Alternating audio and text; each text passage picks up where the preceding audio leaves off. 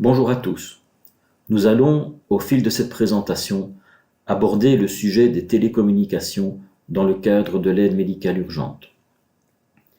Il faut noter que toutes les notions qui seront évoquées, comme le fleet mapping, la programmation des radios mobiles et des radios portables, ainsi que l'utilisation de celles-ci, sont particulières à l'aide médicale urgente et peuvent différer des mêmes notions appliquées à d'autres services ou disciplines. Tout comme les autres sujets de la formation de secouristes ambulanciers, ces notions sont importantes.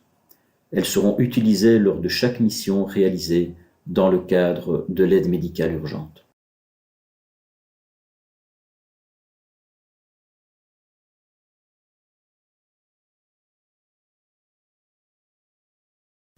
Les télécommunications, dans le cadre du 112, se basent sur le concept de réseau dirigé.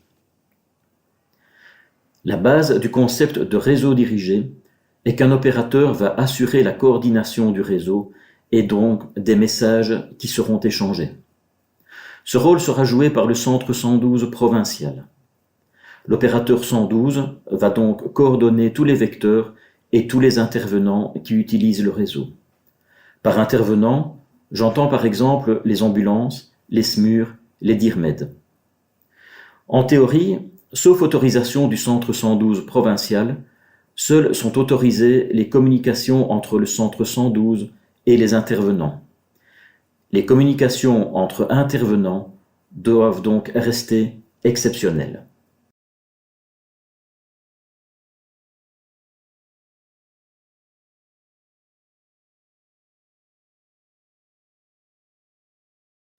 Qu'entend-on par procédure radio ? La procédure radio est l'ensemble des règles destinées à favoriser les communications dans le cadre de l'aide médicale urgente. Elle permet l'échange clair de messages et s'applique à tous les utilisateurs des radios. En résumé, la procédure fait en sorte que tout le monde parle la même langue et tout le monde se comprend.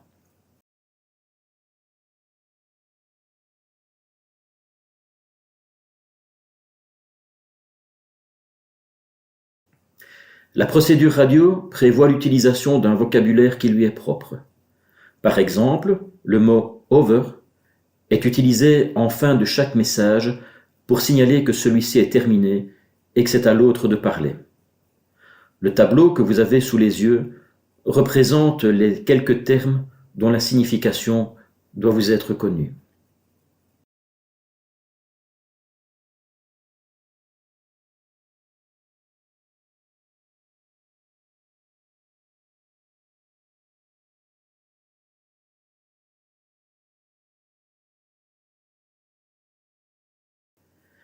La procédure prévoit également une manière standard d'épeler des mots ou des noms. Cet alphabet particulier est appelé alphabet international d'épellation et est utilisé dans toutes les procédures de télécommunication. Je vous invite à vous familiariser avec celui-ci et en guise d'exercice de vous entraîner à épeler vos noms et prénoms.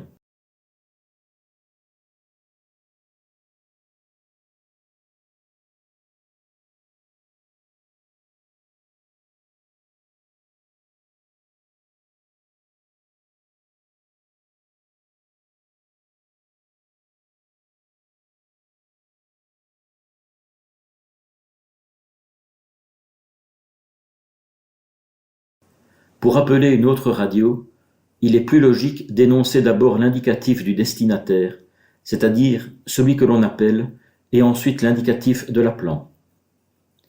Ces indicatifs sont définis par le SPF Santé publique ou les centres 112. À titre d'exemple, si l'ambulance ayant reçu l'indicatif Jurbise 1 appelle le centre 112 de Mons, cela donnera 362 Mons, ici Jurbise 1, over.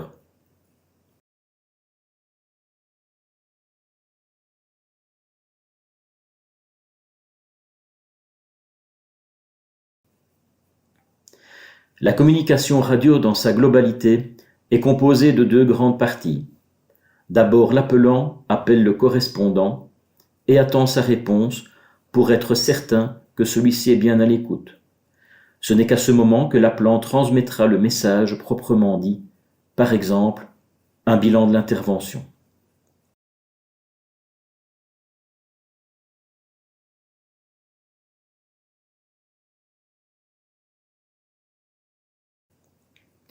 Nous allons maintenant nous intéresser à l'architecture globale du réseau Astrid. Le réseau Astrid est basé sur une architecture par province. Dans chaque province, on trouve un nœud central. Ils sont au nombre de 12, un par province, un à Bruxelles et un en réserve. Les différents émetteurs radio qui assurent la liaison avec les radios des véhicules sont au nombre d'environ 500 et sont répartis sur tout le territoire belge. Tous ces éléments sont interconnectés de manière sécurisée.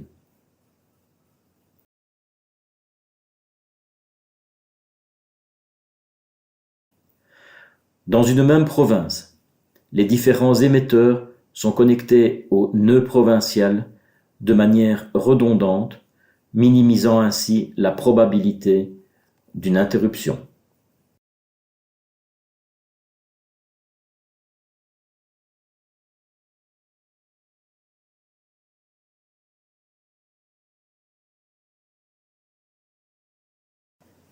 Le fonctionnement normal du réseau radio Astrid repose donc sur une disponibilité de tous ces éléments. C'est ainsi qu'un message envoyé par une ambulance suivra le trajet suivant. De la radio du véhicule, il passera par l'émetteur le plus proche, le nœud central qui est situé pour le Hainaut à Mons, l'émetteur le plus proche du véhicule qui doit recevoir le message, et enfin la radio du véhicule en question. Dans l'exemple du slide, ce sera le SMUR.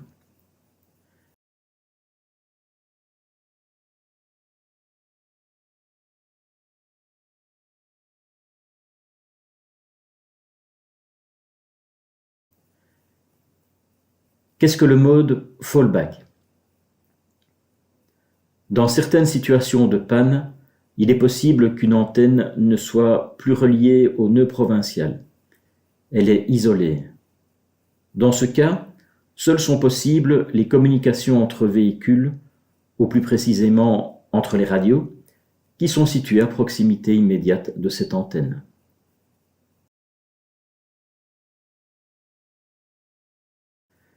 Cela signifie donc qu'en général, les communications avec le centre 112 ne sont plus possibles, excepté pour les véhicules se trouvant au centre de la ville de Mons.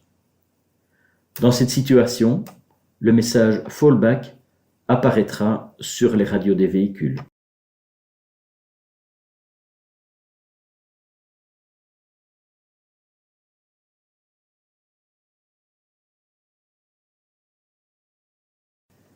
En cas de panne complète de l'émetteur, il est toujours possible d'utiliser le mode DMO, disponible sur chacune des radios. DMO signifie mode direct en anglais. Dans cette situation, les différents émetteurs ne fonctionnent plus et les radios peuvent communiquer directement entre elles. La portée de la communication est alors très limitée.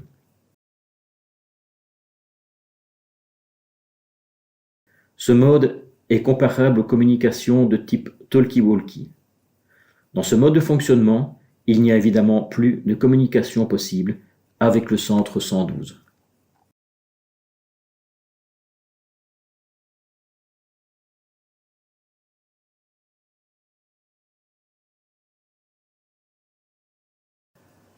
Dès le début de sa mise en service, le réseau Astrid a été configuré techniquement de manière à prévoir des communications monodisciplinaires, c'est-à-dire les communications au sein d'une même discipline, d'un même service, mais également de manière à prévoir des communications multidisciplinaires, c'est-à-dire des communications entre disciplines ou entre services. On peut schématiser le fonctionnement monodisciplinaire comme sur ce slide.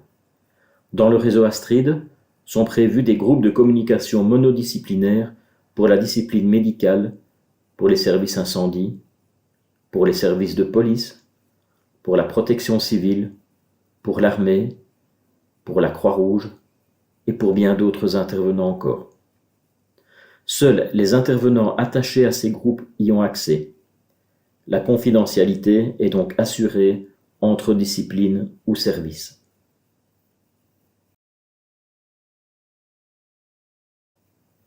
En parallèle avec les communications monodisciplinaires, il existe les communications multidisciplinaires. Ces communications entre disciplines ou entre services étaient une des raisons du développement du réseau Astrid, qui devait donc permettre des communications sécurisées, cryptées, au sein d'une même discipline, mais aussi entre les différentes disciplines. Il s'agissait d'une leçon importante tirée par tous les intervenants après la catastrophe du Heysel en 1985. Les communications multidisciplinaires permettent donc aux différents intervenants de se coordonner afin de gérer au mieux une situation de crise ou un dispositif préventif de secours. L'accès à ces groupes multidisciplinaires est décidé de commun accord lors de réunions regroupant les principales disciplines.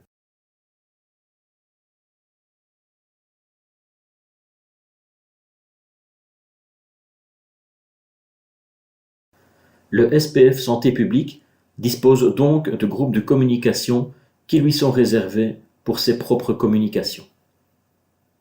Mais qu'est-ce qu'un groupe en réalité ? Un groupe, c'est un ensemble de radios qui communiquent entre elles. Il est défini dans le réseau Astrid, il est programmé dans la radio et il doit être sélectionné par l'utilisateur de la radio. C'est de notre responsabilité, en tant que secouriste ambulancier, de pouvoir sélectionner le groupe déterminé. Un groupe correspond donc aux canaux ou aux fréquences dans d'autres systèmes.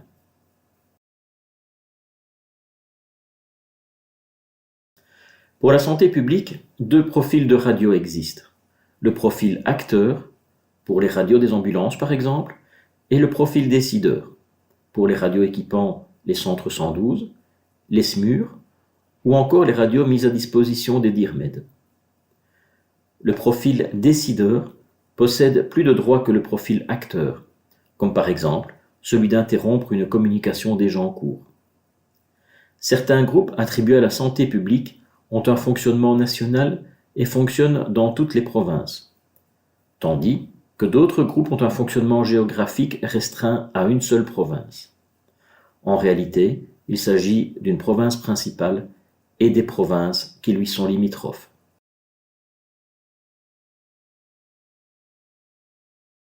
Dans chaque radio, les groupes sont répartis dans des dossiers. Tout comme, dans un ordinateur, les fichiers sont aussi répartis dans des dossiers. Pour les radios AMU de la province du Hainaut, les premiers dossiers sont les suivants. 01 HAI routine, 02 HAI personnel, 03 air terre-mer, 04 exercice préventif, 05 kata rampe. Dans chaque radio, les dossiers dont les noms commencent par le chiffre 07 contiennent les groupes multidisciplinaires. Les dossiers commençant par les nombres 08 jusqu'à 18 contiennent les groupes destinés au SPF Santé publique pour chaque province belge.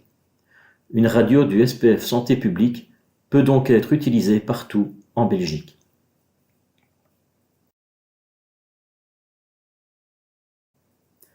Par exemple, le dossier 01 HAI routine contient les groupes utilisés pour les communications de routine de l'aide médicale urgente pour les communications de tous les jours.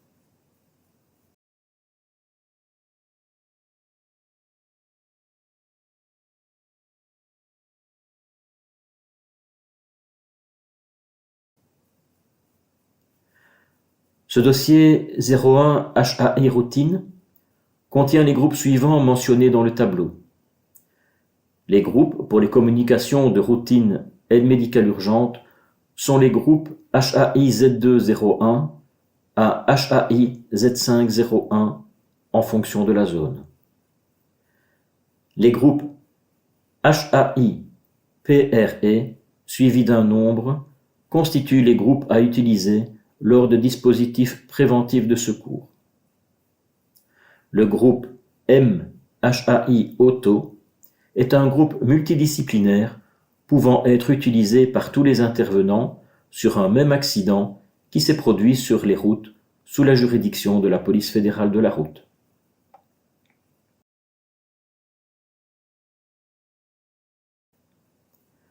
Le dossier 02 HAI personnel est configurable par l'utilisateur, un espèce de dossier personnel.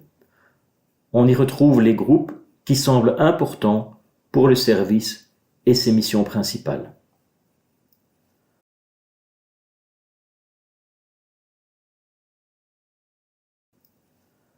Le dossier exé préventif contient les groupes à utiliser lors d'exercices ou lors de dispositifs préventifs de secours.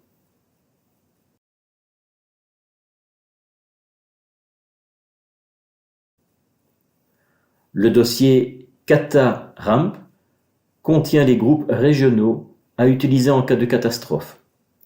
3 groupes pour la partie wallonne, 3 groupes pour la partie néerlandophone et 3 groupes pour la région de Bruxelles. Ces 9 groupes arrivent en complément des groupes CATA provinciaux. Ces groupes provinciaux sont définis par province et sont utilisés en priorité à la demande du centre 112. Pour le Hainaut, ces groupes provinciaux sont Hainaut CATA 01, Hainaut CATA 02 et Hainaut CATA 03.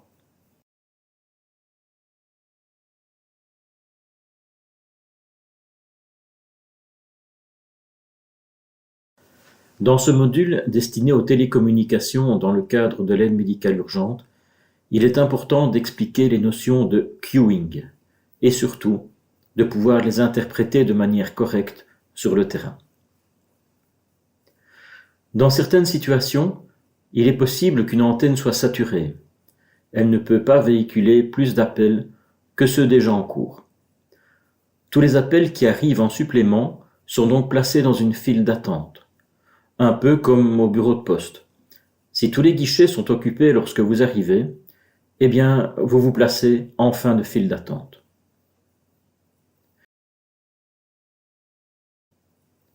Comme cas pratique, considérons une antenne pouvant traiter 3 appels simultanés. Ici, ce n'est qu'un exemple, et la capacité du réel du réseau est beaucoup plus importante. Si nous revenons à notre analogie, il s'agit d'un bureau de poste équipé de 3 guichets. Nous avons autour de cette antenne un groupe de policiers, un groupe de pompiers, un groupe d'ambulanciers et un SMUR.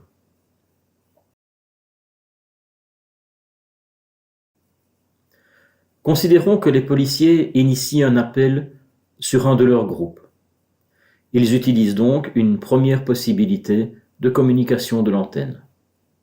Pour revenir à notre analogie, eh bien, le premier guichet de la poste est occupé. Les pompiers à leur tour initient un appel. Ils utilisent donc une deuxième possibilité de l'antenne.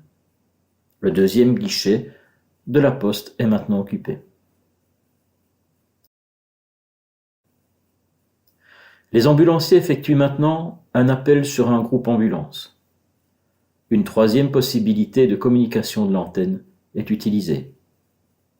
Le troisième guichet de la poste est maintenant occupé et l'antenne est considérée comme saturée. Si le médecin du SMUR veut effectuer un appel sur un groupe d'IRMED par exemple, il va recevoir le message « Appel en attente » et cet appel est placé dans la file d'attente. Dans ce cas, la bonne réaction est de maintenir le doigt appuyé sur le bouton d'émission de la radio. Relâcher le bouton d'émission et de nouveau appuyer fait repartir l'appel en fin de file d'attente. Si les pompiers terminent leur appel, ils libèrent ainsi la possibilité de communication et l'appel du médecin SMUR peut alors se réaliser. Cette réaction de garder le doigt appuyé sur le bouton d'émission en cas de saturation est très importante en cas de situation exceptionnelle et doit être appliquée à la lettre.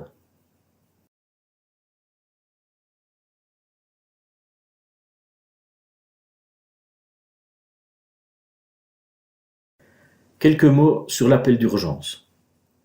L'appel d'urgence est un appel qui possède la plus haute priorité dans le réseau. Techniquement, il sera toujours pris en compte, peut-être en mettant fin à un autre appel déjà en cours. L'appel d'urgence est initié en appuyant au moins 2 secondes sur le bouton rouge de la radio.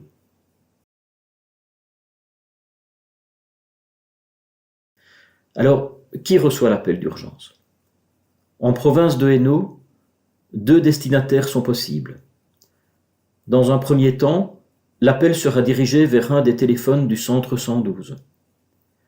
L'identification de la radio n'apparaît malheureusement pas sur le système de téléphonie du centre 112.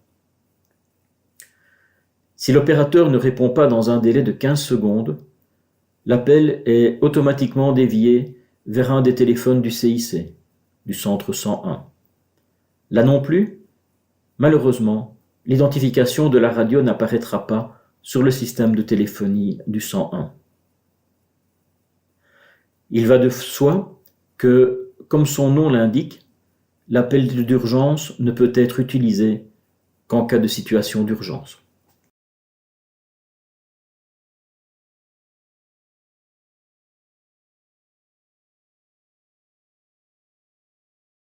Un dernier type d'appel que nous verrons ensemble, l'appel broadcast. L'appel broadcast est un appel qui peut être initié par le centre 100. Cet appel est en réalité réalisé sur un groupe de communication, invisible sur nos radios, mais cependant il existe, et surtout, il est écouté par toutes les radios de l'aide médicale urgente de la province. Cette procédure spéciale permet d'envoyer un message flash, c'est-à-dire un message urgent, à toutes les radios de la province, et cela en une seule fois.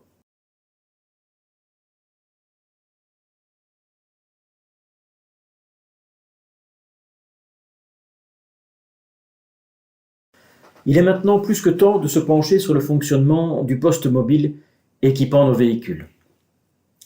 Voyons donc quelques notions relatives au fonctionnement de base. Alors cela peut paraître logique, et quelque part c'est logique. Pour utiliser la radio, il faut d'abord l'allumer si c'est déjà pas fait. En général, ces postes mobiles sont toujours allumés. Mais pour allumer la radio mobile, il faut appuyer pendant 3 secondes environ sur le bouton On/Off situé en haut et à gauche de l'écran de la radio. Le réglage du volume se fait, lui, en appuyant sur les touches plus ou moins situées sur le côté gauche de l'écran de la radio. Pour sélectionner un groupe, il faut d'abord sélectionner le dossier dans lequel il se trouve. Donc pour sélectionner le dossier, appuyez d'abord sur la touche représentant une flèche vers le bas. Vous pouvez alors faire défiler la liste des dossiers. Il suffit d'accepter le dossier sélectionné en appuyant sur la touche représentant une petite boule bleue. Maintenant que le dossier est sélectionné, vous pouvez sélectionner le groupe. Faites apparaître les listes des groupes en appuyant sur la flèche représentant une flèche vers le haut. Faites défiler cette liste en appuyant sur la flèche vers le haut ou la flèche vers le bas, et puis sélectionnez le groupe voulu en appuyant sur la touche représentant une petite boule bleue. Une seconde méthode, si le groupe se trouve dans le dossier déjà sélectionné sur la radio, il suffit de faire défiler la liste des groupes en faisant tourner le bouton rotatif situé à gauche de l'écran.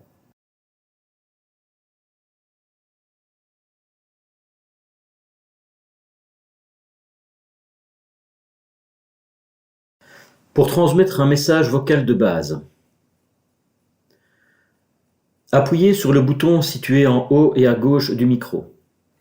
Attendez bien que le témoin lumineux s'éclaire en vert et seulement après cela, transmettez votre message.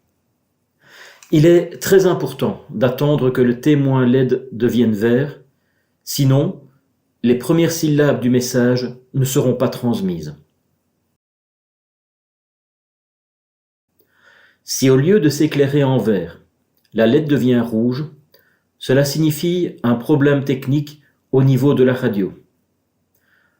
Un exemple de problème que je peux citer, la tension électrique de la batterie du véhicule n'est plus suffisante que pour alimenter correctement la radio.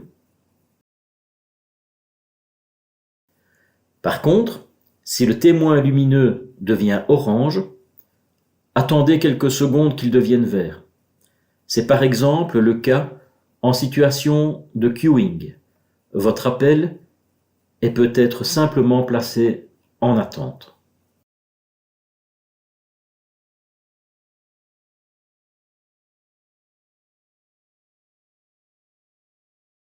Voyons maintenant la réception d'un SDS. Mais d'abord, qu'est-ce qu'un SDS? Le SDS est à la radio ce que le SMS est au GSM. Il s'agit d'un texte émis ou reçu par l'intermédiaire de la radio. Les SDS sont importants dans le cadre des missions 112, car entre autres à l'appel, un SDS est envoyé par le centre 112 vers la radio de l'ambulance. Outre l'adresse d'intervention, ce SDS reprend souvent une courte description des raisons de l'appel.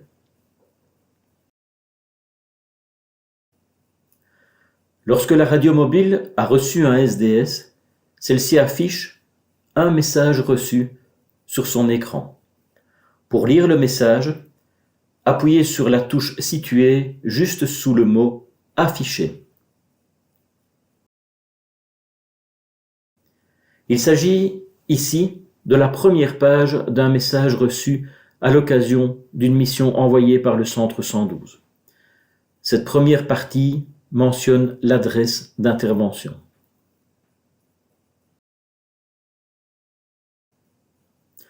Pour lire la suite, la seconde page, appuyez sur la touche représentant une flèche vers le bas. Sur cette deuxième page du message se trouve la courte description des raisons de l'appel.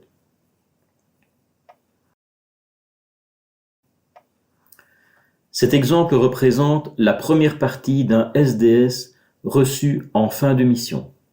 Ce SDS reprend les heures importantes relatives à la mission.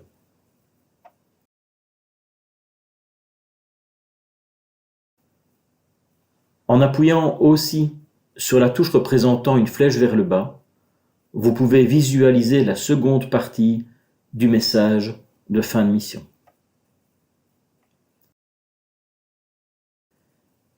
Si nous regardons de plus près ce que contient le SDS de début de mission. Un numéro de référence de l'intervention composé de 11 chiffres. Le 50 signifie que le SDS a été envoyé par le centre 112 du Hainaut. Les deux chiffres suivants représentent l'année, dans l'exemple ici 2015. Les trois chiffres suivants représentent le numéro du jour dans l'année, ici le 160e jour de l'année 2015. Et enfin, les 4 derniers chiffres représentent le numéro de l'intervention pour cette journée.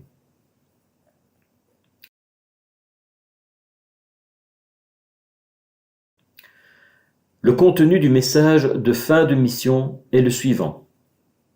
Numéro de référence de l'intervention, suivi de l'heure d'appel au centre 112, de l'heure d'appel du service, de l'heure de départ du vecteur, de l'heure d'arrivée sur les lieux de l'intervention, de l'heure de départ des lieux de l'intervention, de l'heure d'arrivée à l'hôpital, de l'heure de la remise à disposition du vecteur, et enfin de l'heure de retour à la base.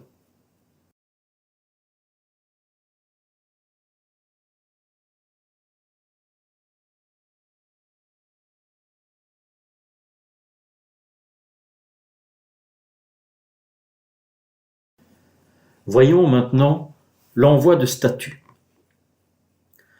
Les statuts sont des codes envoyés au départ de la radio mobile à certains moments bien précis de l'intervention. Ces codes vont signifier au logiciel du centre 112 et donc aux opérateurs les différents états du véhicule tels que en route, arrivée sur les lieux, etc. L'utilisation de ces codes font gagner un temps précieux car ils remplacent certains messages vocaux qui auraient dû être échangés entre l'opérateur 112 et le secouriste ambulancier. Le logiciel du centre 112 interprète ces codes et les utilise pour gérer au mieux le véhicule. Les codes sont les suivants. 2. Je suis en route. 3. Je suis arrivé sur place. 4. Je quitte les lieux de l'intervention. 5. Je suis arrivé à l'hôpital. 6. Je quitte l'hôpital disponible. 7. Je suis rentré à ma base. Le code 9 est utilisé pour placer le vecteur en statut indisponible, pour des raisons valables telles que nettoyage, désinfection, reprise de matériel, etc. Si un véhicule a été placé indisponible, la seule solution pour le replacer disponible est de contacter le centre 112 par radio ou par téléphone.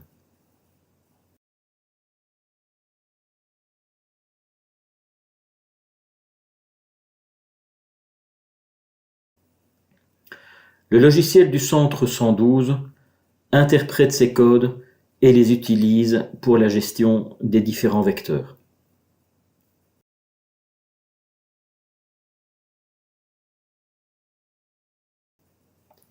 Comment le secouriste ambulancier peut-il envoyer ces codes? Il lui suffit d'appuyer sur la touche du clavier de la radio représentant le chiffre qui correspond au code, et ce, pendant 2 secondes minimum. Au départ, le secouriste ambulancier appuiera donc pendant 2 secondes sur la touche représentant le chiffre 2.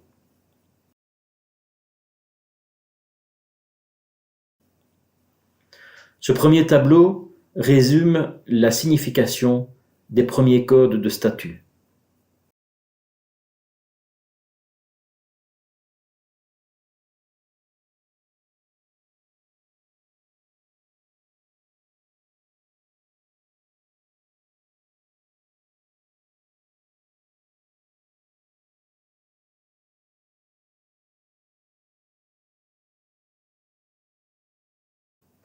Ce second tableau que vous avez maintenant sous les yeux résume la signification des codes de 5 à 9.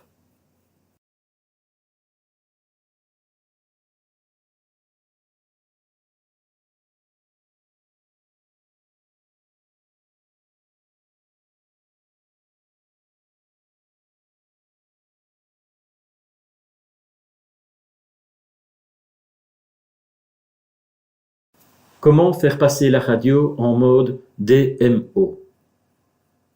Pour rappel, en mode direct, la radio est isolée du réseau et seules sont possibles les communications de poste à poste en mode talkie-walkie. Le passage en mode direct, en DMO, se réalise en appuyant sur la touche de menu rapide située à droite de la face avant de la radio. Le retour au mode normal, c'est-à-dire au mode réseau, se fait en appuyant sur cette même touche.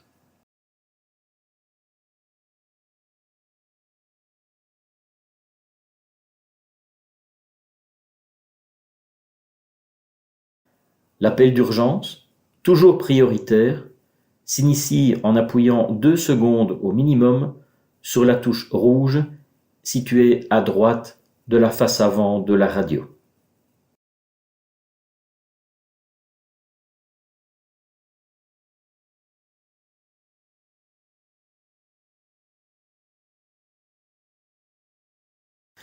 Intéressons-nous maintenant au poste portable ou poste portatif.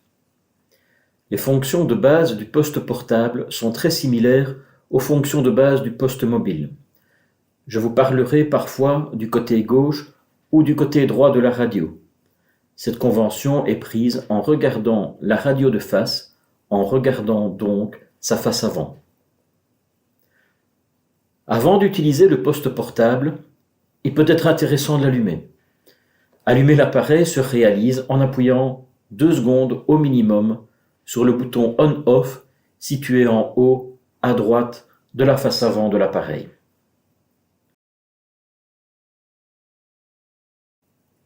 Le réglage du volume sonore se réalise, lui, par l'intermédiaire des touches situées sur le côté droit de l'appareil.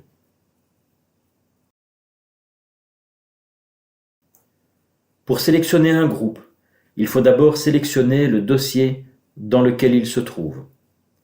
Pour sélectionner le dossier, appuyez d'abord sur la touche représentant une flèche vers le bas. Vous pouvez alors faire défiler la liste des dossiers. Il suffit d'accepter le dossier sélectionné en appuyant sur la touche représentant une petite boule bleue. Maintenant que le dossier est sélectionné, vous pouvez sélectionner le groupe. Faites apparaître les listes de groupes en appuyant sur la touche représentant une flèche vers le haut. Faites défiler cette liste en appuyant sur la flèche vers le haut ou la flèche vers le bas et sélectionnez le groupe voulu en appuyant sur la touche représentant une petite boule bleue. Si le groupe se trouve dans le dossier déjà sélectionné sur la radio, il suffit de faire défiler la liste des groupes en faisant tourner le bouton rotatif situé à l'arrière de l'appareil.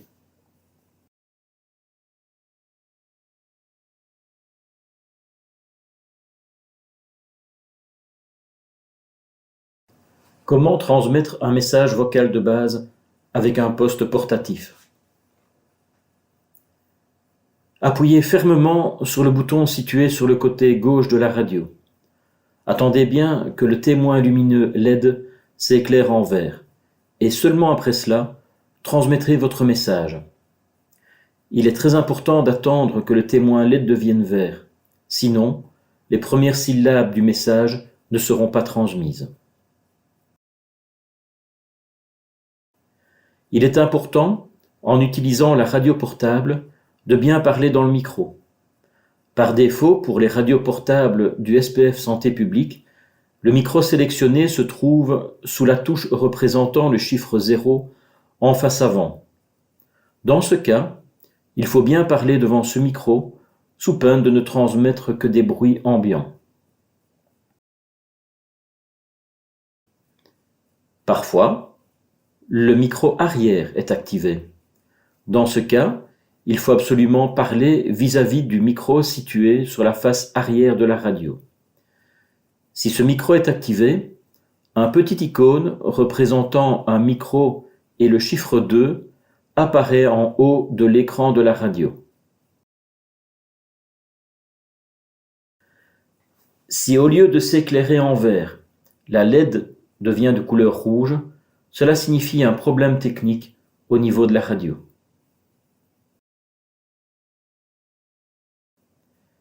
Si le témoin devient orange, attendez qu'il devienne vert.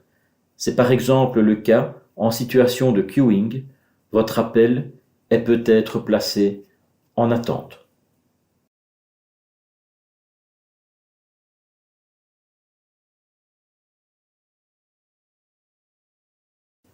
Qu'en est-il de la réception d'un SDS sur la radio portable? Le mécanisme de fonctionnement est le même que pour la radio mobile et ce sont les mêmes messages SDS qui sont envoyés par le centre 112. Les procédures de lecture sont les mêmes que pour la radio mobile.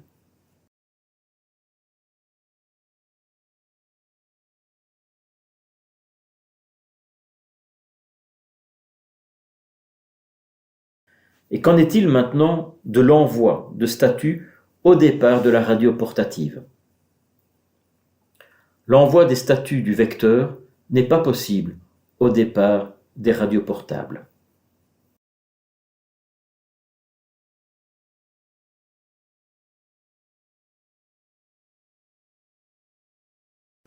Comment peut-on passer en mode DMO, en mode direct, sur une radio portable?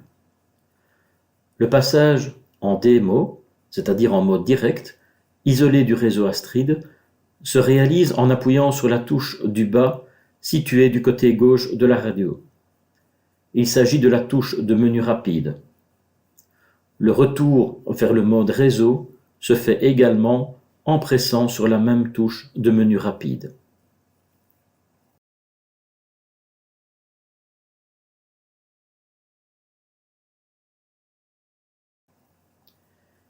Est-il possible d'envoyer un message d'urgence avec la radio portable?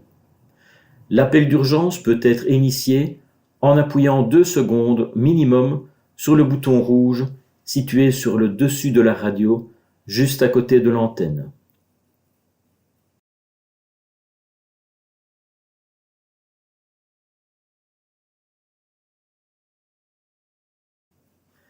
Est-il possible de bloquer le clavier?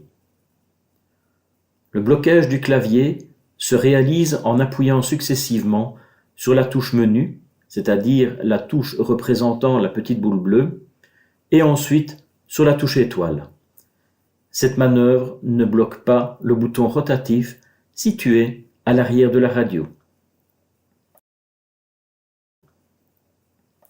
Pour bloquer complètement les touches de la radio, y compris le bouton rotatif situé à l'arrière, mais sauf le bouton d'émission, il suffit d'appuyer successivement sur la touche menu et ensuite, pendant 2 secondes minimum, sur la touche étoile, jusqu'à ce que le message « Toutes les touches sont verrouillées » apparaisse. Je tiens à vous faire remarquer que toutes les notions décrites dans ce module de formation sont des notions valables à cette date précise. En ce qui concerne la programmation des radios et principalement la répartition des groupes de communication, celles-ci sont sujettes à modification. En effet, il pourrait arriver que le SPF Santé publique modifie la programmation des radios. Il est bien entendu de la responsabilité de chaque secouriste ambulancier de se maintenir informé des dernières modifications. En 1994 déjà, le SAMU de Paris concluait un colloque comme ceci. Les télécommunications dans le domaine des secours ont pris une importance considérable, apparaissant comme un élément essentiel de la chaîne des secours.